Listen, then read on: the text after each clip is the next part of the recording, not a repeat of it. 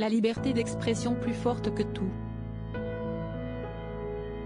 Ce samedi 7 janvier, les Français commémoraient les 8 ans des attentats de Charlie Hebdo. Une date importante pour la presse et pour les célèbres caricaturistes du journal satirique. Invitée sur BFM TV ce mardi 10 janvier pour réagir à l'actualité politique et géopolitique, Clémentine Autain a évoqué le décès de son filleul, un Iranien de 22 ans appelé Mohammad Mehdi Karami, opposé au régime des Mollahs. La députée insoumise de Seine-Saint-Denis a profité de cette intervention pour souligner l'absence de décision forte du gouvernement français envers les responsables de cette tuerie. Le silence assourdissant au sommet de l'État est un problème, a-t-elle affirmé avant d'être interrogée sur la riposte de Charlie Hebdo qui, en décembre 2022, a lancé un concours de caricature de l'ayatollah Khomeini.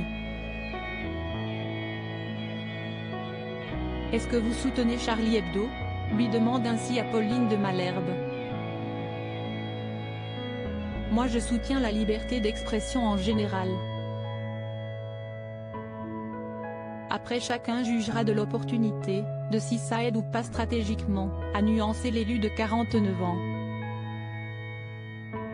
Vous ne diriez pas je suis Charlie ? Insiste la journaliste, déroutée par l'hésitation de son invité. Je l'ai dit. L'expression je suis Charlie elle dit quelque chose de fort.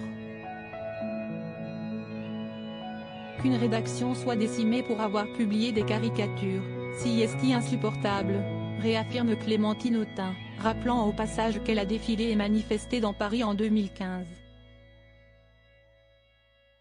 Supérieur à Karl Lagerfeld, Inès de la Fressange, Jean-Paul Gaultier, ils ont soutenu Charlie Hebdo. Clémentine Autain sans pitié avec Brigitte Macron avant de s'épancher sur le cas des Iraniens, la députée dont le parti traverse actuellement une crise avait réagi à l'avancée de la réforme des retraites, bientôt présentée à l'Assemblée nationale par le gouvernement et Renaissance. Dans cet entretien, il était aussi question de la présence, au journal de 20h de TF1 ce 9 janvier, de Brigitte Macron.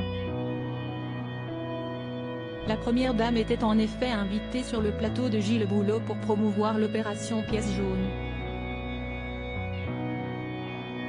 L'épouse d'Emmanuel Macron s'était également confiée sur sa relation fusionnelle avec son mari depuis 25 ans, le qualifiant notamment d'adorable. Mais selon Clémentine Autain, cette intervention télévisée n'était pas la bienvenue. Que fait la première dame à la télévision ? Je trouve ça très curieux.